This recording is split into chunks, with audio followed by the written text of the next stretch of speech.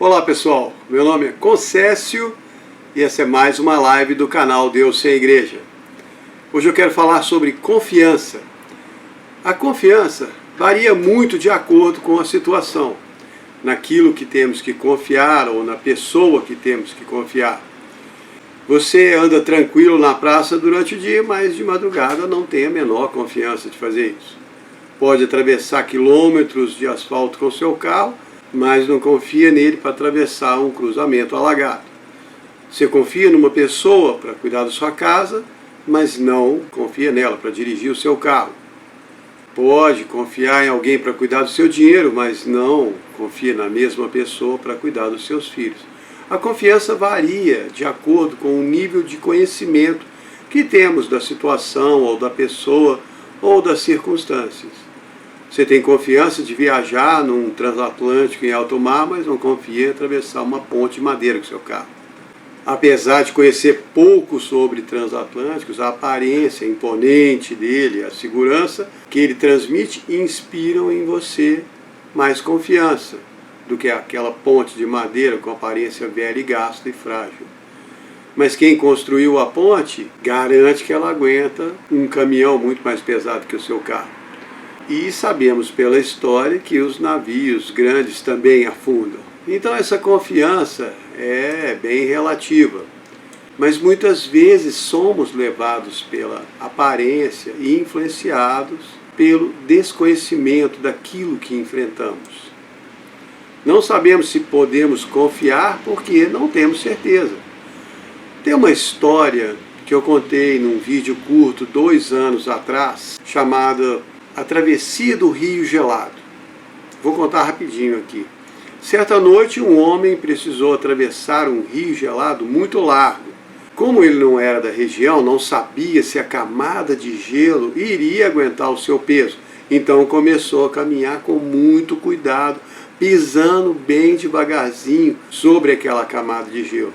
Foi andando com todo cuidado, mas à medida que caminhava, o medo foi crescendo e acabou tomando conta dele, e não demorou muito, o homem já estava engateando por cima do rio congelado. Quando estava quase lá no meio do rio, se arrastando de quatro, morrendo de medo, ouviu um som distante, se levantou devagarzinho para ver o que era. Foi então que avistou uma carroça carregada com ferro, gusa, puxada por vários cavalos que galopavam com toda a força por cima daquele rio congelado. E ainda tinha um cocheiro gritando com os cavalos. A carroça barulhenta passou por ele e não deixou nenhuma rachadura no gelo. O cocheiro daquela carroça já tinha passado por ali várias vezes no inverno e sabia quanto peso aquele gelo aguentava. Ele sabia que podia confiar. E é isso que acontece conosco muitas vezes. Não temos certeza se podemos confiar. Confiar nas situações, confiar nas pessoas, confiar nas engenhocas que os homens inventam. Eu também tenho dificuldade. Quando comecei a voar de parapente, às vezes eu ficava olhando para aquelas linhas fininhas que me seguravam amarradas naquele tecido cheio de ar e eu ficava com dúvida. Só fui ter mais confiança à medida que fui conhecendo mais sobre o equipamento, tendo mais e mais experiências com ele. É claro que conhecer o fabricante, especificação do material, ler o manual, também ajudou muito. Mas e quanto à nossa confiança em Deus? Como é que ela está? Como é que nós avaliamos essa confiança? Qual o nível de confiança que temos nele? A vida moderna nos ensina a confiar no dinheiro, que ele resolve tudo. Nos ensina a confiar no sistema, que ele vai cuidar de nós. Ensina a confiar em nós mesmos, na nossa capacidade de resolver problemas e lidar com situações. Mas a maioria das pessoas já enfrentou dificuldades que o dinheiro não pôde resolver.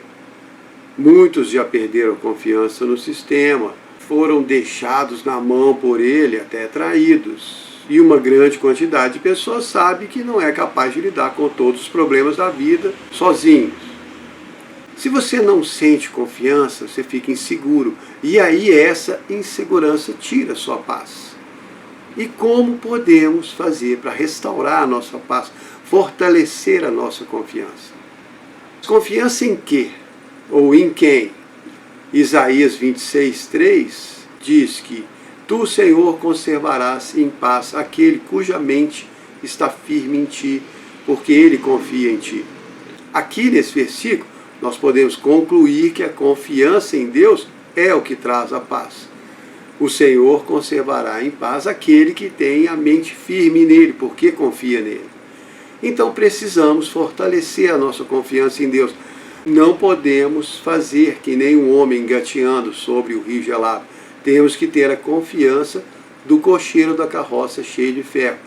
Se vamos depositar nossa confiança em Deus, então que seja de verdade. Eu estou lendo uma Bíblia na versão King James e essa semana comecei a história do Abraão. E mais uma vez fiquei impressionado com a confiança que ele tinha em Deus. Lá no começo da história do Abraão, em Gênesis 12, Deus manda ele para a terra de Canaã, que ele vai ser muito abençoado, se tornar o pai de muitas nações. Inclusive, Deus diz no versículo 3, eu vou abençoar os que te abençoarem e amaldiçoar os que te amaldiçoarem. E em você todas as famílias da terra serão abençoadas.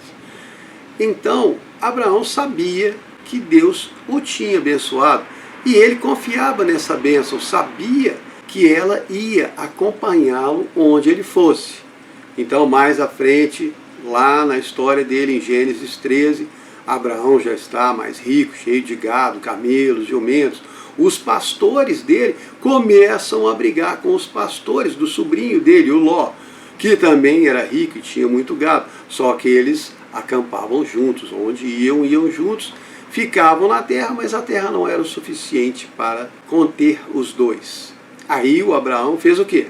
Falou assim para o Ló, Gênesis 13, 8 e 9.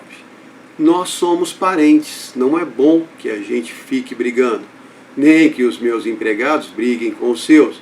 Vamos nos separar. A terra está toda diante de você. Escolha. Se você for para a esquerda, eu vou para a direita. Se você for para a direita, eu vou para a esquerda. Abraão não estava nem um pouco preocupado com qual terra o sobrinho dele ia querer ficar. Ele sabia que onde quer que ele fosse, a bênção de Deus ia acompanhá-lo. Esse era o nível de confiança dele. E foi assim. Gênesis 13, 10 a 12, Ló olhou em volta, viu o Vale do Jordão, que tinha bastante água, e naquela época era parecido com o Jardim do Éden. Então escolheu para si todo o Vale do Jordão e foi para leste. E Abraão ficou com a terra de Canaã, que inclusive era a terra que Deus tinha prometido para ele e para a sua descendência. Ló foi levado pela aparência da terra e se mudou para perto de Sodoma e Gomorra. Acabou se dando muito mal depois, mas essa é outra história. Foi ele que escolheu. Abraão podia ter ficado preocupado, tentando negociar com Ló qual terra ele ia querer, mas não. Ele era um cara que seguia Deus, que confiava em Deus para tudo. E pela experiência, ele sabia que só tinha que continuar confiando. Ele pensou assim, Deus falou que essa terra do Canaã ia ser minha e da minha descendência. Então deixa o Ló escolher qualquer lugar. No final das contas, a terra vai ser minha mesmo, de qualquer maneira. Foi Deus que prometeu. Parece simples quando você lê a história, mas no mundo de hoje, nada é simples. E confiar em Deus pode parecer uma atitude absolutamente irresponsável e insensata. Mas voltando ao Abraão, depois lá na frente, Deus falou com ele para olhar para o céu e contar as estrelas, se ele pudesse, porque a descendência dele seria tão numerosa quanto elas, em Gênesis 15, 5. Só que o Abraão tinha quase 100 anos, já não tinha mais vigor para ter relações com sua esposa, e além de tudo, a Sara ainda era estéril e idosa, nem menstruava mais. Quer dizer, tudo apontava para o contrário do que Deus tinha falado. Se fosse você ali na hora e analisar a situação e pensar, isso não vai dar certo. Mas o que Abraão fez? Gênesis 15, 6. Abraão creu em Deus. O cara acreditou, ele confiou em Deus, apesar de tudo indicar o contrário. A confiança dele em Deus foi sendo construída e fortalecida ao longo do tempo, através da obediência a Deus. Ele começou confiando para pequenas coisas até poder confiar para grandes provas. E a Sara, mulher dele, teve que aprender a confiar também. Lá em Gênesis 18, quando Deus confirma que em 1 ano a Sara iria engravidar, ela riu. E Deus perguntou para Abraão, por que a Sara riu? Porque ela disse que está velha demais para ter um filho. Será que existe alguma coisa difícil demais para mim? No ano que vem eu vou voltar e a Sara terá um filho. E foi o que aconteceu. Provérbios 35. Toda palavra de Deus é perfeita. Ele é um escudo para os que confiam nele. Tem uma história de um rei de Judá chamado Asa, que foi depois que Israel se separou de Judá. Essa história está lá em 2 de Crônicas 14. Resumindo ela bem rapidamente, Asa foi um rei bom, que fazia o que era bom aos olhos de Deus, e ele tinha um exército de 300 mil homens de Judá e uns 280 mil de Benjamim, que eram todos homens valentes. Zerá, um etíope, saiu contra ele com um exército de 1 milhão de homens e 300 carros. Asa foi para a batalha no vale de Zefatá. Só que antes ele fez uma oração. Asa clamou ao Senhor e disse, Senhor, não há ninguém como tu que possa ajudar o fraco contra o poderoso. Ajuda-nos, Senhor, pois em ti confiamos e no teu nome viemos contra essa multidão. E o Senhor feriu os etíopes na frente do Asa e de todo o Judá, e os etíopes fugiram. A Asa e o povão que estava com ele saíram perseguindo os etíopes e destruíram todos. O que era para ser uma situação preocupante não foi, porque o rei confiou em Deus e transmitiu essa confiança para todo o povo. Porque não é só confiar, você tem que ter uma atitude de confiança. Falar que está confiando e continuar afobado e preocupado não comprova a sua confiança e nem transmite confiança para os outros. Porque esse é um ponto importante. Muitas pessoas olham para nós cristãos para ver como reagimos em determinadas situações. Nós somos, ou pelo menos deveríamos ser, testemunhas ativas que comprovam a existência de um Deus vivo. Não ficar pregando, mas agindo de acordo com a nossa fé nesse Deus, a nossa confiança nele. Porque Deus conhece o nosso coração e sabe o que cada um de nós pensa. Ele sabe quando duvidamos e sabe quando nós nos esforçamos para confiar. Mas as pessoas ao nosso redor, principalmente as que não são cristãos, que ficam olhando e tentando enxergar em nós esse Deus que nós acreditamos, o que conta para elas é a nossa atitude. E a confiança em Deus, principalmente em situações difíceis, é um testemunho muito forte para quem não conhece Deus. Porque a confiança dele está no mundo, nas coisas do mundo. Então, quando o mundo falha, e tudo que é do mundo falha, só sobra Deus. E quem é de Deus pode mostrar e comprovar a existência desse Deus e do seu enorme poder, simplesmente confiando. É aquela história do Jó. O cara era correto, fazia tudo certinho, um justo diante de Deus. O próprio Deus falou isso lá no capítulo 1 do livro de Jó. Deus fala, Jó 1:8. No mundo inteiro não há ninguém tão bom e honesto como Jó. Ele teme a Deus e se afasta do mal. Mas aí o diabo aposta com Deus que se o Jó perder tudo, ele se revolta contra Deus. E Deus deixa que o diabo tire tudo que o Jó tem. E depois de perder tudo, o que o Jó falou? Nu vim para este mundo e nu sairei dele. O Senhor deu e o Senhor tomou. Bendito seja o nome do Senhor. Quer dizer, deu tudo errado, mas mesmo assim ele continuou confiando em Deus. E a história dele não melhora de uma hora para outra, ele continuou no perrengue, porque Deus deixou o diabo tirar a saúde dele também. A mulher do Jó falou para ele amaldiçoar Deus e morrer.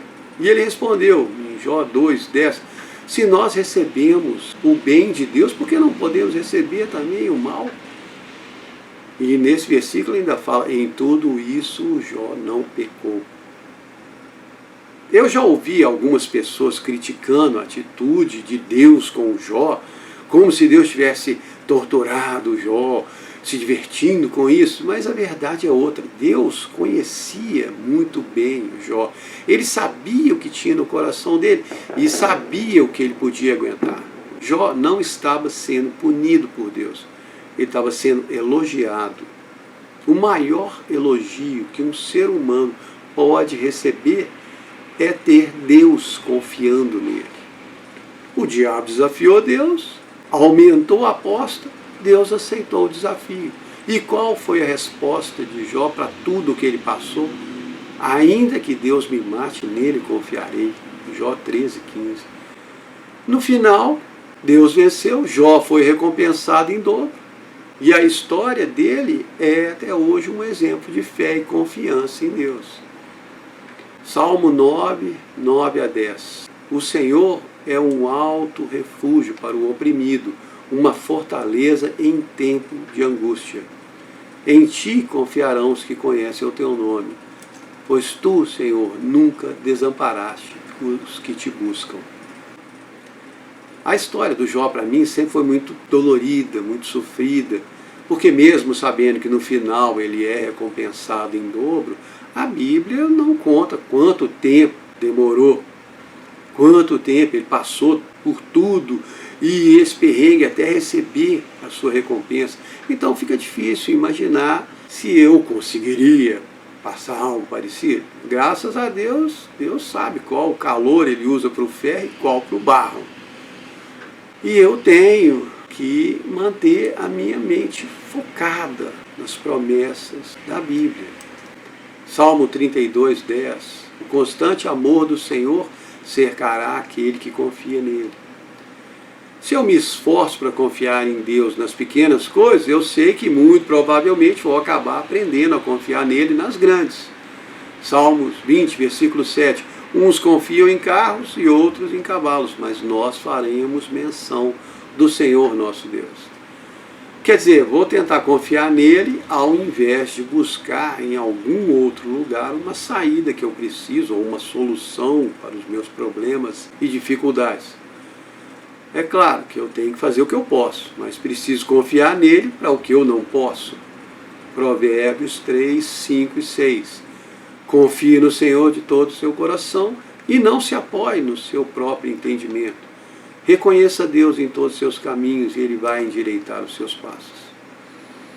Então o que eu estou sugerindo aqui é que cada um de vocês procure confiar em Deus quando estiverem naquela situação impossível. Aquele beco sem saída, aquele problema sem solução, quando a vida não te dá mais nenhuma oportunidade, quando suas contas não batem, seus planos deram todos errados, as alternativas falharam. Aí você faz aquela pequena oração do Salmo 143:8. Me faz ouvir do seu constante amor pela manhã, Senhor, pois confio em Ti. Me mostra o caminho que eu devo seguir, pois eu levanto a minha alma para Ti. Salmo 13:5. Confio no Teu constante amor, na Tua salvação meu coração se alegra. Salmo 27:3. Ainda que um exército me cerque, o meu coração não temerá. Ainda que a guerra se levante contra mim, em Deus confiarei. E Salmo 30, 20-21. A nossa alma espera no Senhor, Ele é o nosso auxílio e o nosso escudo. Nele se alegra o nosso coração, pois confiamos no seu santo nome. O mundo de hoje não dá para nós cristãos buscarmos confiança em outra coisa, outra pessoa, outra situação, outro lugar. Salmo 118, 8 e 9. É melhor refugiar-se no Senhor do que confiar no homem. Melhor refugiar-se no Senhor do que confiar nos príncipes. E tem mais um monte de histórias na Bíblia sobre pessoas que confiaram em Deus e não foram decepcionadas. Eu fiz uma pesquisa sobre as palavras confiança e confiar e veio uma lista enorme. São muitos versículos, mas a maioria deles pode ser resumida em poucos. Provérbios 13:6. Confia no Senhor as tuas obras e os teus planos serão estabelecidos. Salmo 125, 1. Os que confiam no Senhor são como o monte Sião, que não se abala, mas permanece para sempre. E aí tem aquela mensagem pesada que Deus deu a Israel através do profeta Jeremias, lá em Jeremias 17, 5 e 7. O Senhor diz: eu amaldiçoarei aqueles que se afastam de mim, que confiam nos outros e confiam na força de fracos seres humanos. Mas abençoarei aquele que confia em mim, que tem fé no Senhor. Então, de onde vem a nossa paz? Como podemos ficar em paz e sentir segurança nesse mundo louco de hoje em dia? Provérbios 29, 25. Quem confia no Senhor está seguro. Salmo 56, 4. Em Deus pus a minha confiança, não temerei. O que me pode fazer o homem mortal? Gente, aposta em Deus. Coloca toda a sua confiança nele. De verdade. Faz um exercício, cada dia um pouquinho, confiando em cada situação pequena, cada pequena dificuldade. Cada vez tenta confiar mais para as coisas pequenas e para as coisas maiores, um pouco de cada vez, problemas maiores, dificuldades maiores. Aí você vai viver o versículo Isaías 49, 23. Então sabereis que eu sou o Senhor, e que os que confiam em mim não serão confundidos. Como é que é aquele primeiro versículo que eu li aqui na live? Isaías 26, 3. Tu, Senhor, conservarás em paz aquele cuja mente está firme em ti, porque ele confia em ti. Então confie em Deus e aí você vai ter a paz perfeita que essa confiança dá. Espero que vocês tenham gostado. Muito obrigado.